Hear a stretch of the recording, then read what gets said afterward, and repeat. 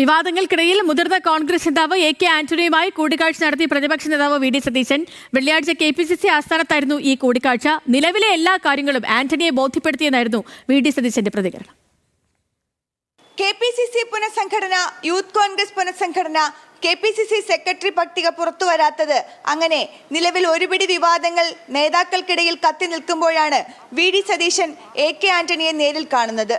2 മണിക്കൂറാണ് ചർച്ച നീണ്ടത്. പുനഃസംഘടനയിലെ പ്രശ്നങ്ങൾ എ കെ ആന്റണിയെ സതീശൻ ബോധിപ്പിച്ചതായാണ് വിവരം.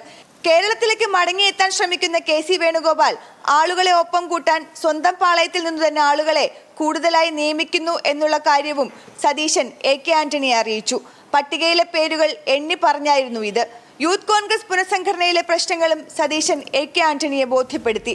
മാനദണ്ഡങ്ങൾ പാലിക്കാതെയാണ് യൂത്ത് കോൺഗ്രസിന്റെ പുനഃസംഘടന എന്നുള്ള വികാരം എ കെ ആന്റണിക്കുമുണ്ട്. ഇക്കാര്യം അദ്ദേഹം ദേശീയ നേതൃത്വത്തെ നേരിട്ട് അറിയിച്ചതായും വിവരമുണ്ട്.